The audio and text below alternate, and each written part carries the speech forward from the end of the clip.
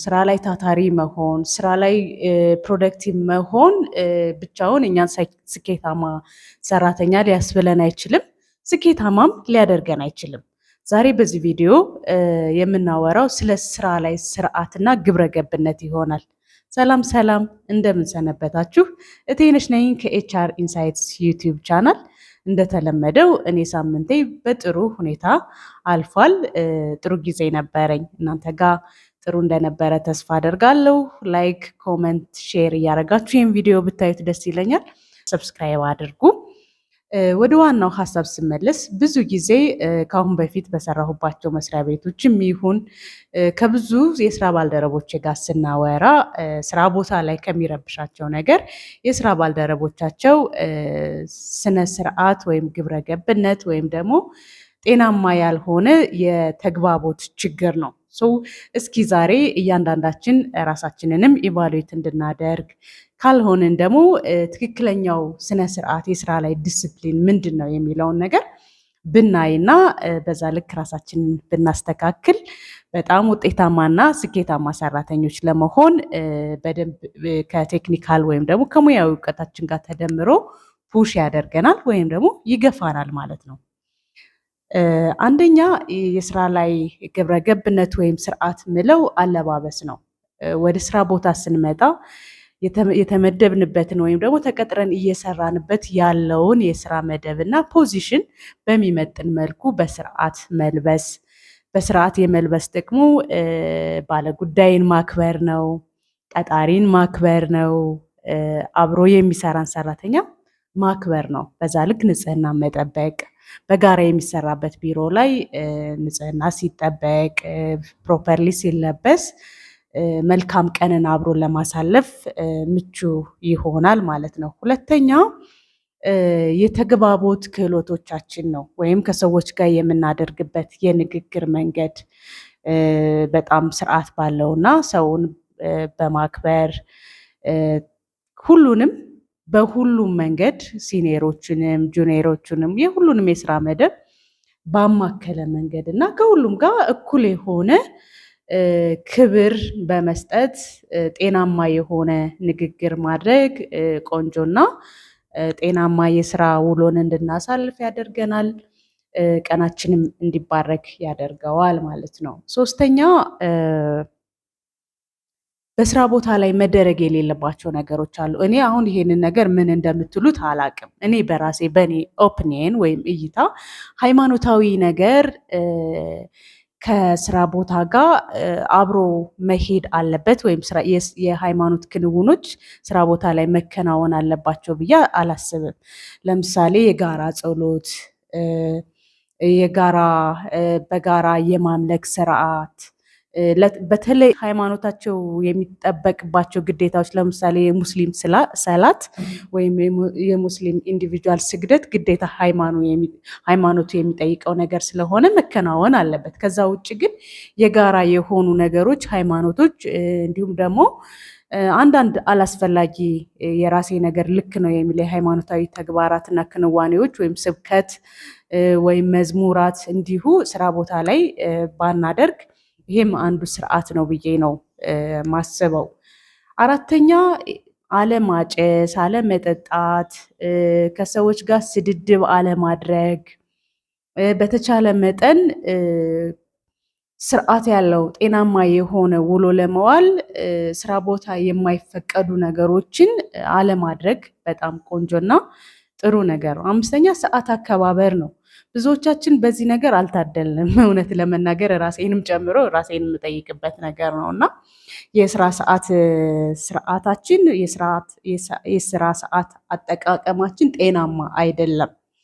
አንዳንዶቻችን አርፍደን ነው የምንገባው፣ አንዳንዶቻችን ኤርሊ እንወጣለን፣ የምሳ ሰዓታችን በአግባቡ አንጠቀምም። ይሄ ባይሆን ጥሩ ነው። የአንድ ሰራተኛ ስኬት የሚለካው የመስሪያ ቤትን ወይም ደግሞ የስራ ቦታን ስርዓት፣ ህግ፣ ደንብ፣ ስርዓት ከማክበር ጋር ተያይዞ የሚደረጉ ናቸው እና አንዳንዴ ስራ የለኝም እኮ ብሎ አት ኤኒ ታይም መውጣት መግባት በራሱ ስርዓትን አለመቀበል ነው።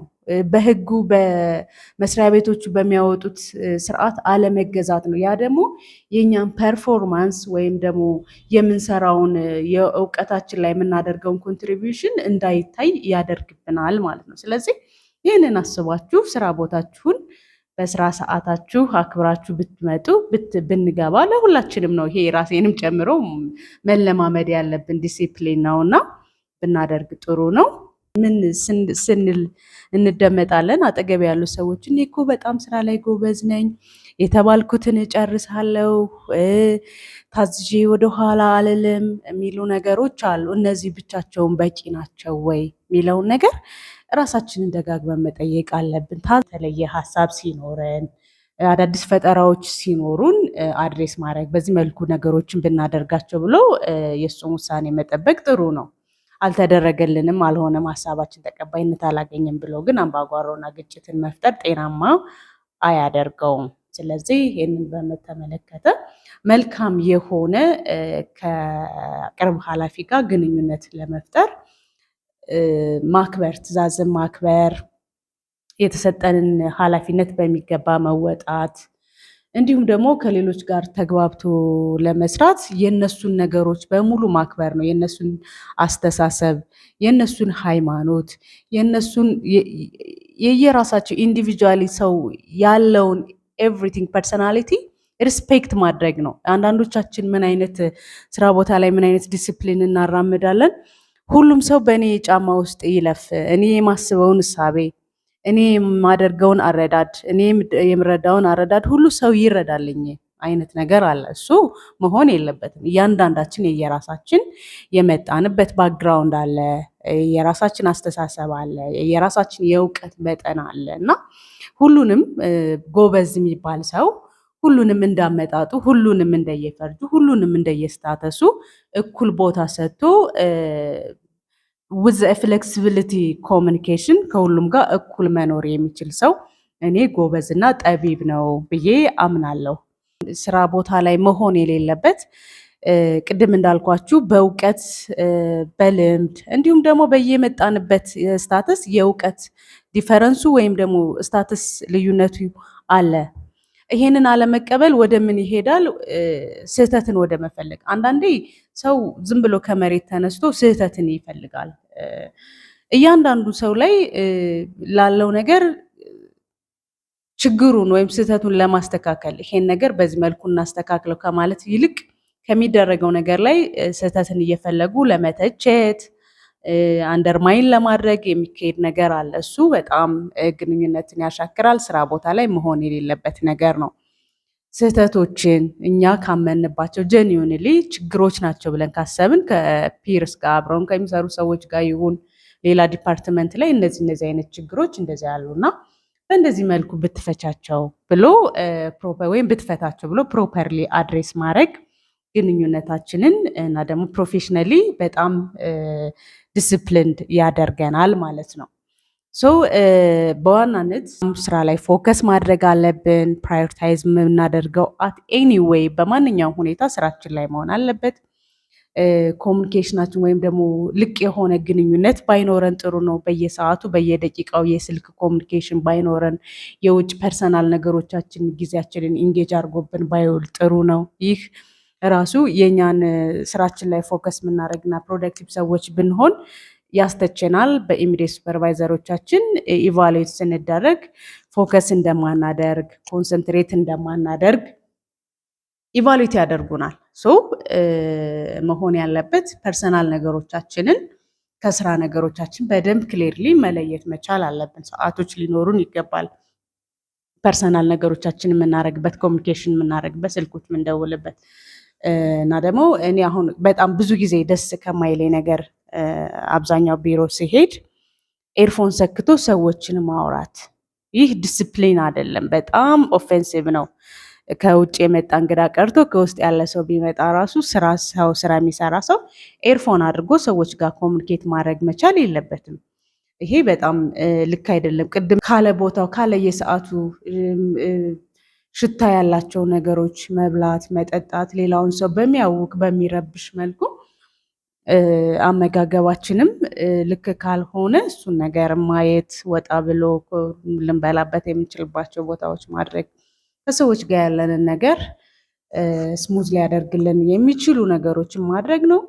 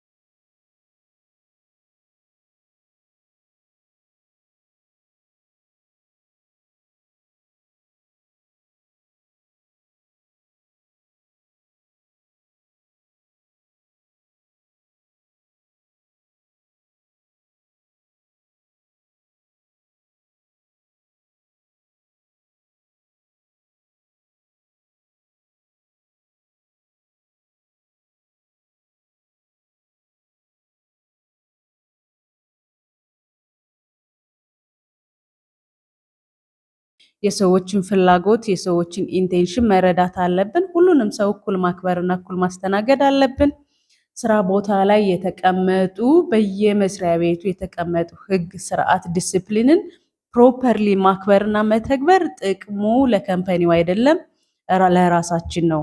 ይሄ ዛሬ ላይ ያካበት ነው ወይም ደግሞ የተራመድንበት ዲስፕሊንና ስርዓት ነገ በላይፋችን ላይ እንድናራምደው ያደርጋል ማለት ነው። ስለዚህ ቅድም እንዳልኳችሁ ልክ አይደሉም ያልኳቸውን ነገሮች አቮይድ አድርጉ። ልክ ናቸው የምትሏቸውን ደግሞ እኔ ካልኳችሁ ውጪ አሉ ብላችሁ የምታስቡትን ኮመንት ላይ ያስቀምጡልኝ። ቴንኪዩ። መልካም ሳምንት